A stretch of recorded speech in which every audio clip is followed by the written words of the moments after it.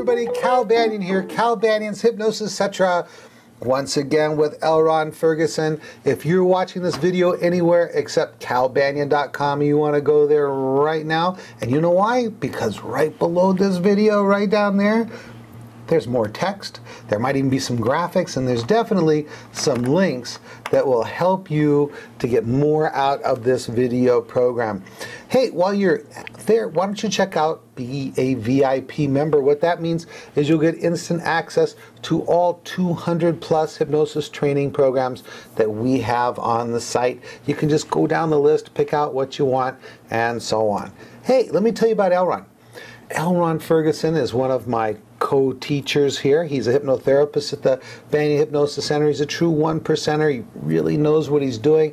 He is king of age regression. He knows all about forgiveness work, parts mediation work. He really knows what he's doing. And if I had someone that was in this area, Orange County, that needed work, I'd send him to Elronn. How you doing, Elronn? I'm doing good, Cal.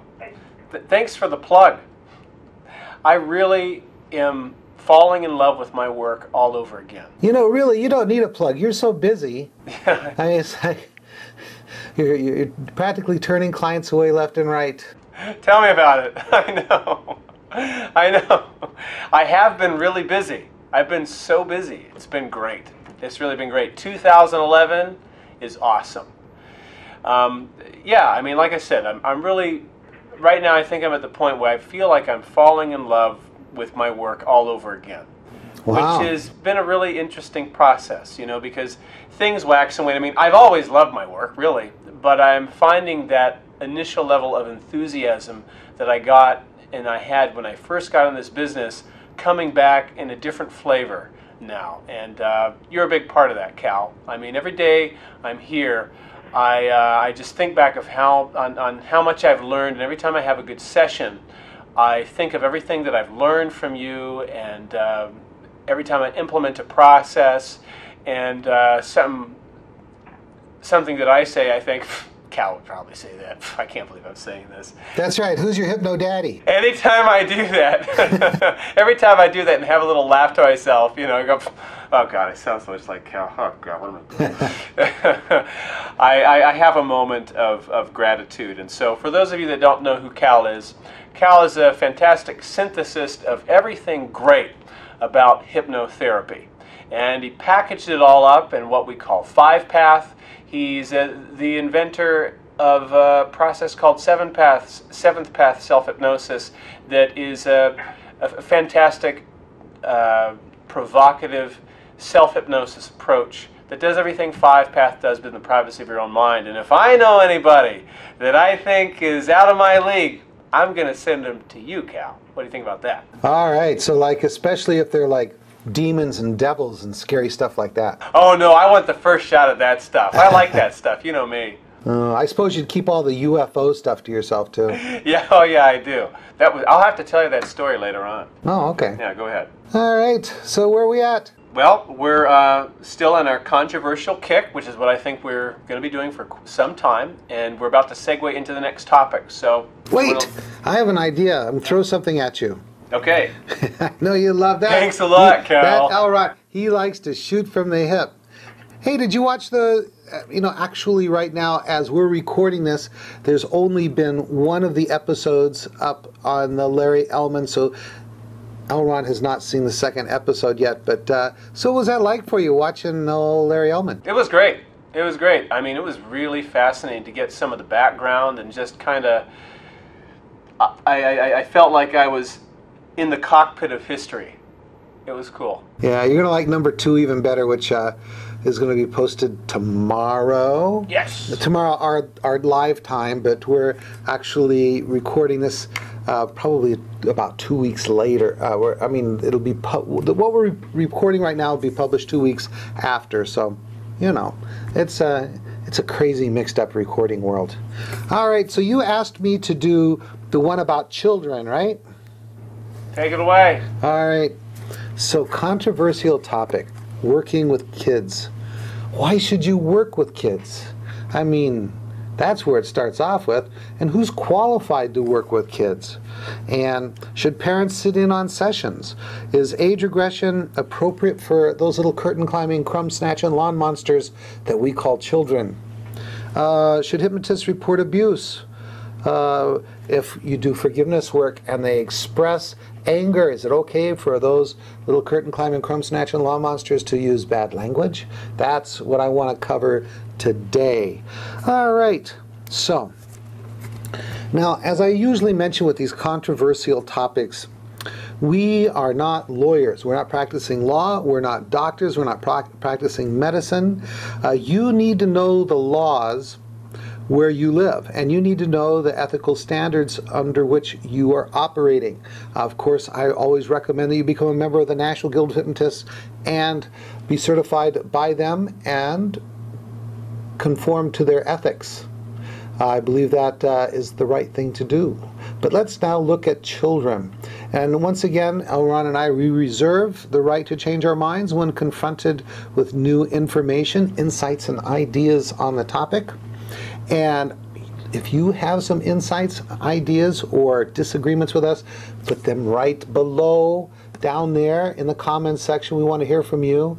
I think that these controversial topics has got us more comments than we've ever had from anything. So here we go, stirring it up. Why work with kids? Let me think about it. I don't have to think too long. I have 3 good reasons why you should work with kids. If you are the kind of person that likes to work with kids, and even more so if you like working with kids, when is the best time to help someone overcome their problem? When they're 4 or when they're 40? 5 or when they're 50? Obviously, sooner is better. So there's a good reason for working with kids. Another good reason for working with kids is if you're going to select a population to kind of specialize in, why not specialize in the population that's the easiest to work with? Those, as people get older, they get more and more stuck in their ways, better at defending their problems and that sort of thing. So kids are easier. And third, if you were going to kind of specialize in a population, or have a population that you certainly wouldn't want to turn away, it would be the one that has the most money. Now, I know you're thinking, kids, how can they have the most money?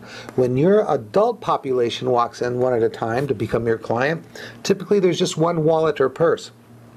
But when the child walks in, that little kid, he's got access to more money than usually an individual.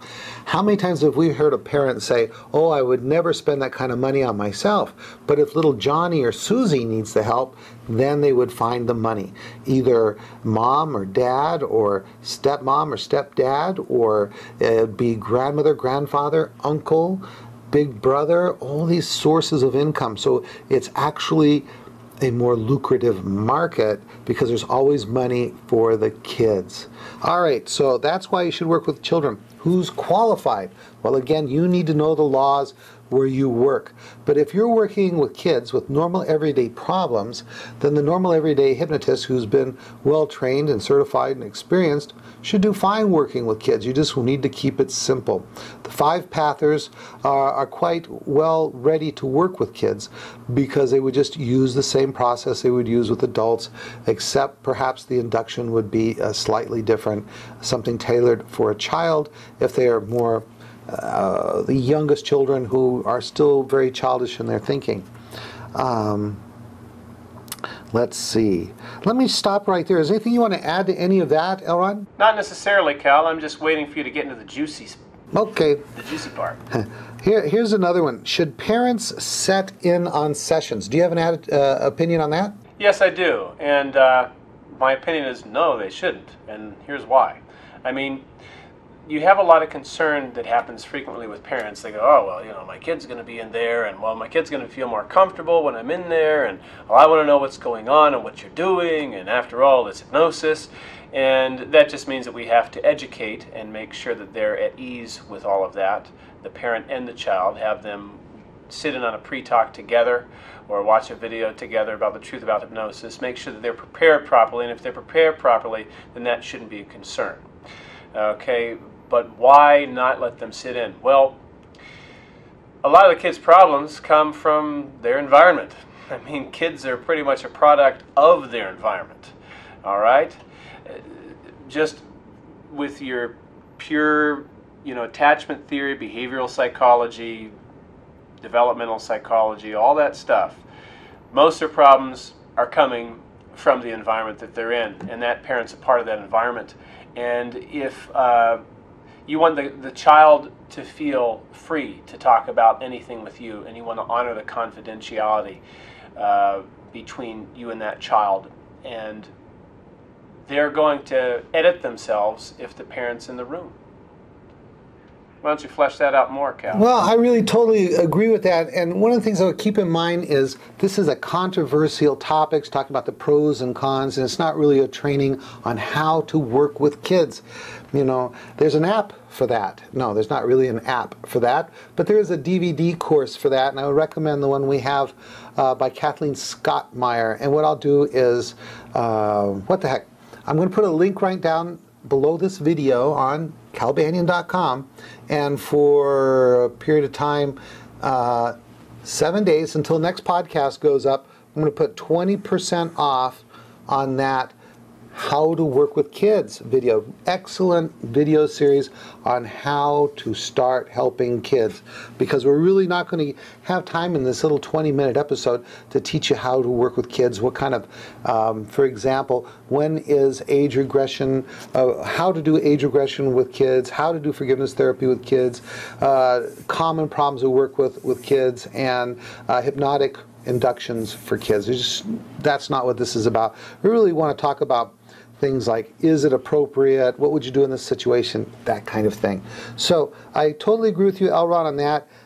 Now, how about, is age regression appropriate for kids? How do you feel about that? I think that it is. I mean, doing age regression with kids is pretty different because they're so highly suggestible. I mean, I've had experiences doing age regression with children where you just say, okay, and now I want you to be at that time when blank, and or just, but okay, how do you feel now? Okay, now just be at the first time you felt that way, and what's happening, and what are you thinking? And they can just be there instantly and have good revivifications. The pros of doing age regression with children is that the mind is so fresh, you can unplant that seed very easily. And they're so highly receptive, and sometimes children can be very, very insightful. Now, some of the difficulties that might arise with doing that is that they just don't have the cognitive ability to understand what's going on or what you're doing, and so you might want to try other techniques or other ways to work around that. But yeah, definitely. I mean, if a good age regression, if done appropriately, even with a child, is going to benefit them. It's going to have them leaving feeling much more complete about whatever it is you did. I mean, they're going to benefit from it, so why not? That's right, and kids will respond in a very excellent way to the time tunneling technique. Oh yeah. And when you take them back that tunnel and they come out in that earlier event and you continue to go back to find ISC, one of the things that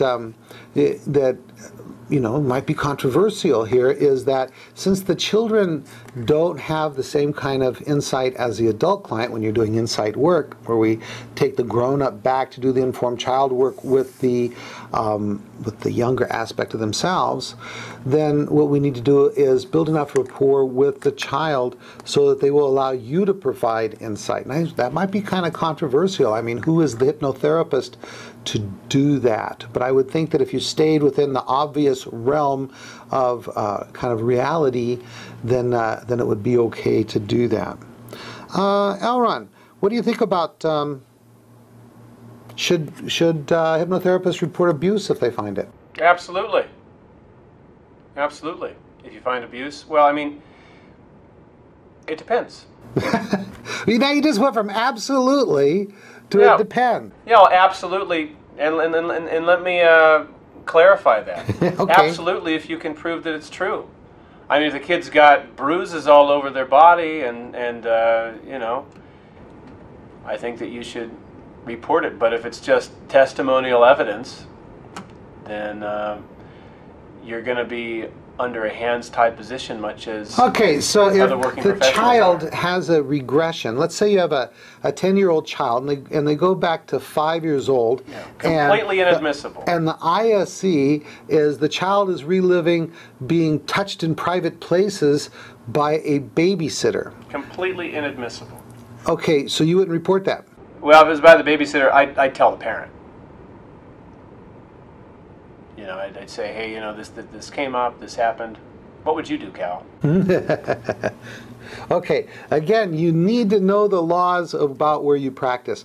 And here's a little thing you can do, is you could call the Child Protective Services, or if you happen to already know a psychologist, a licensed psychologist in the area, someone that's licensed. Because one of the things that licensed professionals are well educated in is how to handle these kind of situations. And what you do is you say, Doc, I'd like to run a hypothetical by you. Came up in conversation. And then just tell them about the situation as a hypothetical, and they can give you some really good guidance for where you live and where you're working, so that you can do the legal thing. Now, that's kind of where you should be right there. Now, in your heart, you should do the ethical thing, and you should do what you'd like to have done to you. I mean, if you were a child and you were in that situation and you had reported to a trusted adult, how would you like to have it handled? So you need to know how you need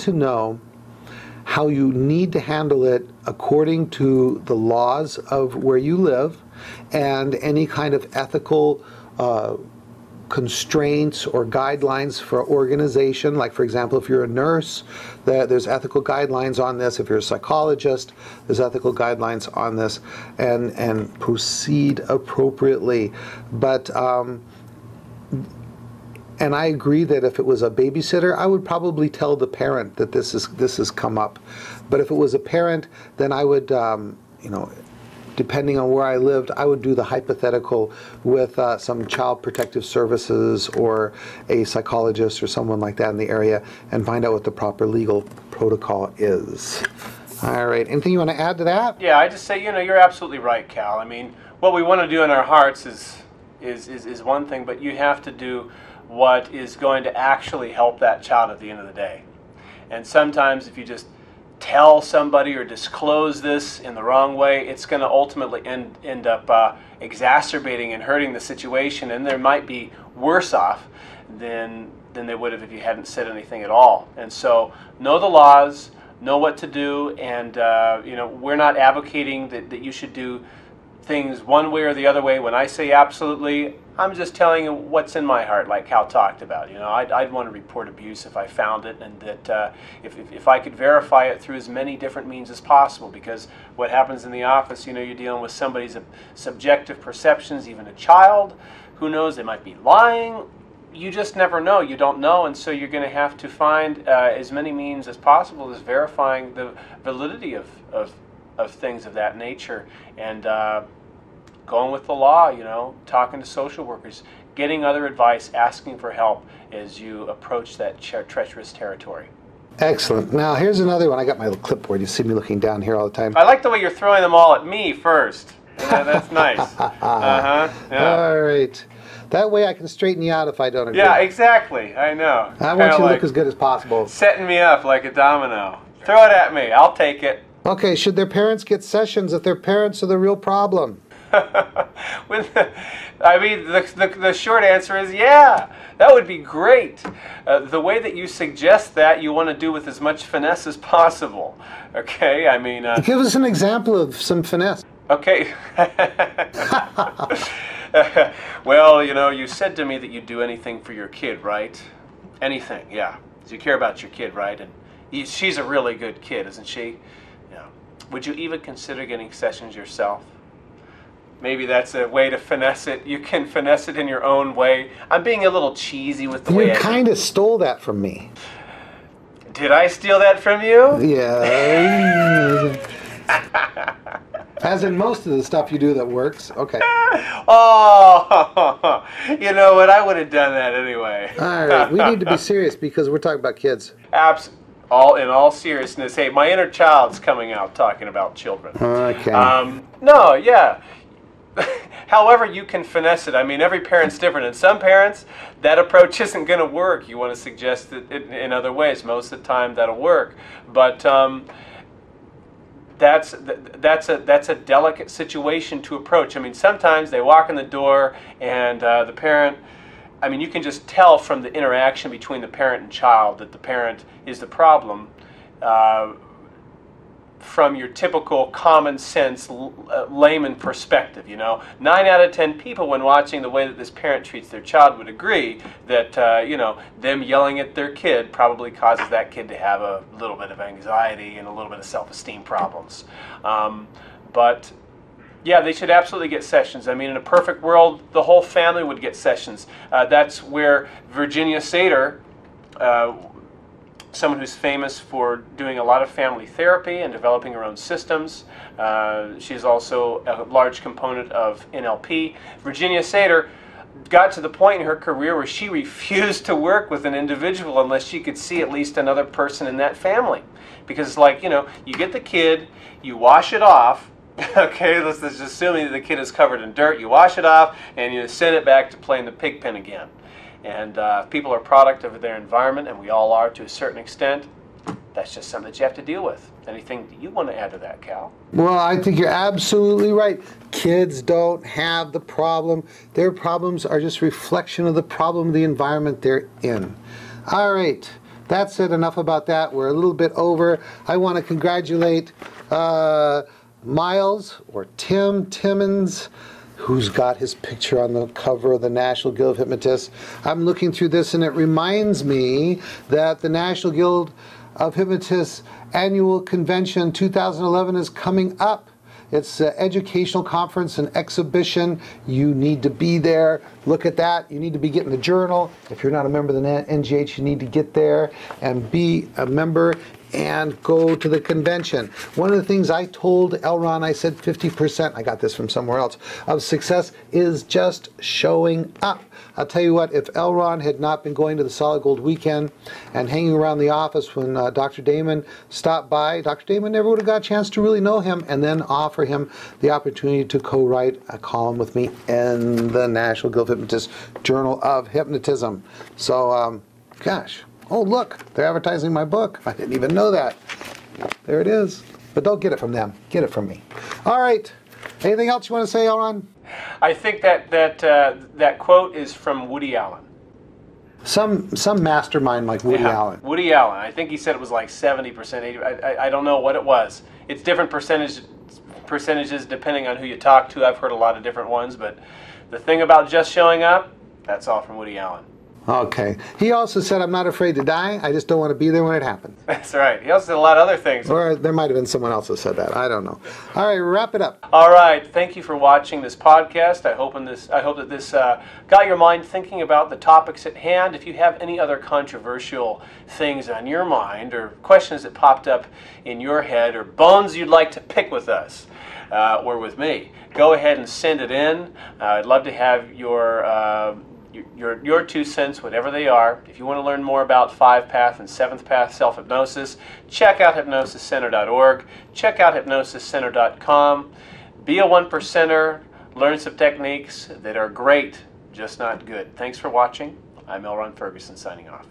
All right. Thank you, Elronn. This is Cal Banyan. Remember to check out my classes. Vets, until further notice, you get 20% off all of my live classes. It's my way of saying thank you. That's both veterans, American veterans, and active duty servicemen and women. Thank you so much. It's a time in the world where our military is very busy. Back when I was in the Air Force, we just had the Cold War, and there were no bombs flying, no bullets blasting back and forth. It was winding down of Vietnam, and I had it pretty easy. But there's a lot of people out there right now that got it pretty tough. They got it tough because they're in war or pseudo-war, or because they've just been separated from their families so much. So thank you. That's why we're giving you 20% off. That's it. Cal Banyan signing off.